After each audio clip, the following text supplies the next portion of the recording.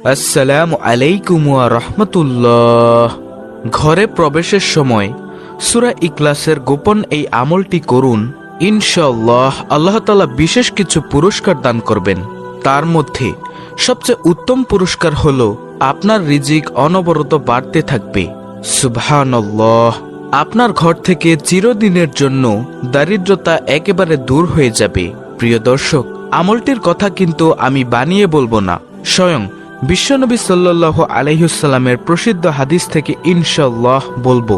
তাই আমি বিশ্বাস করি যে ব্যক্তি চায় তার ঘর থেকে দারিদ্রতা দূর করে দিতে এবং রিজিকে বরকত আনতে, সে আজকের ভিডিওটি সম্পূর্ণ দেখবে এবং এইখান থেকে উক্ত ইখলাসের আমলটি শিখে পরবর্তীতে সেও এই আমলটি করে তার রিজিককে বাড়িয়ে নিবে ইনশাআল্লাহ।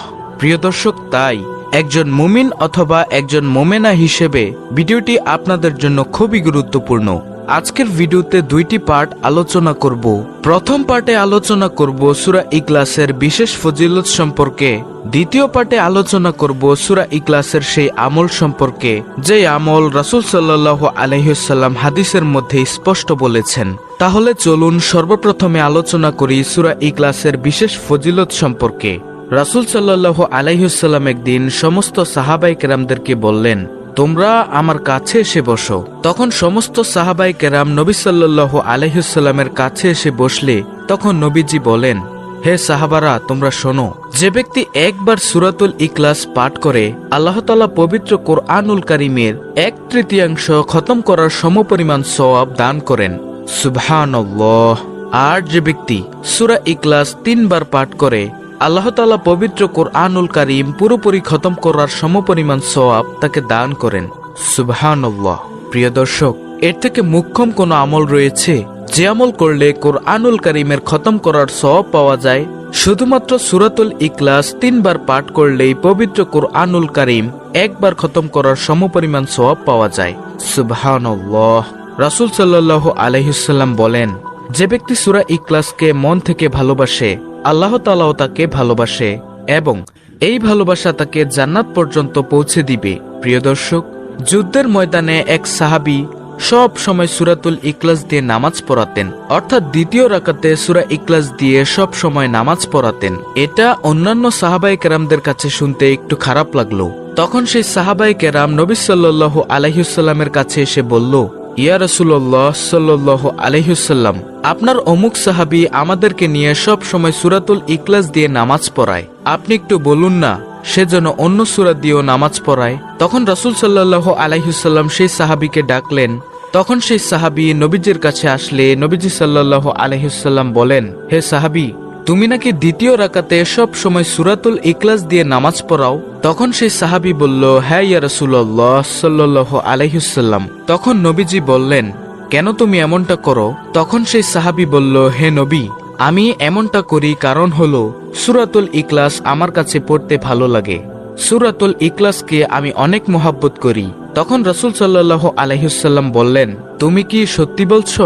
তখন সেই সাহাবী বলল, হ্যাঁ ইয়া রাসূলুল্লাহ সাল্লাল্লাহু আলাইহি ওয়াসাল্লাম। তখন নবীজি বলেন, তোমার কথা যদি সত্যি হয় জেনে রাখো হে সাহাবী, এই সূরাতুল ইখলাসকে যে ব্যক্তি ভালোবাসে তাকে আল্লাহ তাআলাও ভালোবাসে, আর এই ভালোবাসা তোমাকে জান্নাত পর্যন্ত পৌঁছে দিবে। সুবহানাল্লাহ। অন্য একজন সাহাবী এসে নবীজির দরবারে বলল, হে আল্লাহর রাসূল সাল্লাল্লাহু আলাইহি ওয়াসাল্লাম, আমি সূরাতুল ইখলাসকে অনেক ভালোবাসি। তখন নবীজি সাথে সাথে বললেন, তোমাকেও আল্লাহ তাআলা ভালোবাসেন। আল্লাহু আকবার। তো প্রিয় দর্শক, সর্বোপরি এই হাদিসের ব্যাখ্যা হলো, যে ব্যক্তি সূরা ইখলাসকে মনে প্রাণে ভালোবাসে আল্লাহ তাআলাও তাকে ভালোবাসে। আর আল্লাহ তাআলা যদি কোনো ব্যক্তিকে ভালোবাসেন, আল্লাহ তাআলা জিবরাইল আলাইহিস সালামকে বলেন, হে জিবরাইল, শোনো, জমিনের অমুক বান্দাকে তুমি দেখেছো? তাকে আমি খুবই ভালোবাসি, তুমিও তাকে ভালোবাসো। তখন জিবরাইল আলাইহিস সালাম তাকে ভালোবাসতে শুরু করে। জিবরাইল আলাইহিস সালাম ভালোবাসার কথা সমস্ত আকাশের ফেরেশতাদের মাঝে ছড়িয়ে দেন। তখন সেই ফেরেশতারাও তাকে ভালোবাসে এবং সেই ভালোবাসার তাসির জমিনের মধ্যে পড়ে যায়। আর তখন সমস্ত গাছগাছালি, পশু পাখি, সমস্ত নেককার আল্লাহওয়ালারা তার জন্য দোয়া করে। আল্লাহু আকবার। এবং সমস্ত ফেরেশতাগণ তার জন্য মাগফিরাতের দোয়া করে। সুবহানাল্লাহ। প্রিয় দর্শক, সূরাতুল ইখলাসের এতটাই মহত্ব, এতটাই ফজিলত, যে ব্যক্তি অজুর সাথে সূরাতুল ইখলাস 200 বার পাঠ করবে, আল্লাহ তাআলা তাকে বিশেষ কয়েকটি পুরস্কার দান করবেন। তার মধ্যে হলো তাকে 2000 রাকাত নফল সালাত আদায় করার সওয়াব দিবেন, সুবহানাল্লাহ, এবং জান্নাতের মধ্যে 20টি মহল দান করবেন। প্রত্যেক মহলে 70,000 দরজা হবে। আল্লাহু আকবার। আল্লাহ তাআলা তার রিজিকের ব্যবস্থা করে দিবেন এবং রিজিকের জন্য 300 দরজা খুলে দিবেন। আল্লাহু আকবার। আল্লাহর রহমতের 300 দরজা তার জন্য খুলে দিবেন এবং সে ব্যক্তি যখন মারা যাবে, আল্লাহ তাআলার লক্ষ ফেরেশতা তার জানাজায় অংশগ্রহণ করবে। কোন আমলটি করলে প্রিয় দর্শক? যখন সূরাতুল ইখলাস অজুর পর 200 বার পাঠ করবেন ইনশাআল্লাহ। তাই প্রিয় দর্শক, আসুন আমরা সূরাতুল ইখলাসকে ভালোবাসি, কারণ যে ব্যক্তি সূরাতুল ইখলাসকে ভালোবাসে তাকে স্বয়ং আরশের মালিক মহান রব্বুল আলামিন ভালোবাসে। যাকে আল্লাহ তাআলা ভালোবাসে তাকে জিব্রাইল আলাইহিসসালাম ভালোবাসে। যাকে জিব্রাইল আলাইহিসসালাম ভালোবাসেন তাকে সমস্ত ফেরেশতারা ভালোবাসে। যাকে সমস্ত ফেরেশতারা ভালোবাসে তাকে দুনিয়ার সমস্ত প্রাণীগুলি ভালোবাসে। আল্লাহু আকবার। আর আল্লাহ তাআলা যার উপর খুশি, মুহাম্মদুর রাসূলুল্লাহ সাল্লাল্লাহু আলাইহি ওয়াসাল্লাম তার উপর খুশি। এবং নবীজি যদি খুশি থাকে, হাসরের ময়দানে নবীজি সাল্লাল্লাহু আলাইহি ওয়াসাল্লাম নিজ হাতে ধরে শাফাআত করে হাউজে কাউসারের পানি পান করিয়ে তাকে জান্নাতে নিয়ে যাবেন। সুবহানাল্লাহ, আল্লাহু আকবার। তো প্রিয় দর্শক, চলুন আমরা সূরাতুল ইখলাসের সেই গোপন আমলটি শিখে আসি, যে আমলটি করলে আপনার রিজিক অনবরত বাড়তে থাকবে এবং ঘর থেকে চিরদিনের জন্য দারিদ্রতা দূর হয়ে যাবে। রাসূল সাল্লাল্লাহু আলাইহি ওয়াসাল্লামের দরবারে একজন লোক এসে বলল, অথবা একজন সাহাবী এসে বলল, হে আল্লাহর রাসূল সাল্লাল্লাহু আলাইহি ওয়াসাল্লাম, আমি অনেক ঋণী, আমার অনেক ঋণ, আমার ঘর থেকে দারিদ্রতা দূর হচ্ছে না, আপনি একটু কিছু করুন না। তখন রাসূল সাল্লাল্লাহু আলাইহি ওয়াসাল্লাম বললেন, শোনো সাহাবী, তুমি যখন বাড়িতে প্রবেশ করবে তখন সালাম দিয়ে প্রবেশ করবে এবং সূরাতুল ইখলাস পাঠ করবে, এতে করে তোমার ঘর থেকে দারিদ্রতা দূর হয়ে যাবে।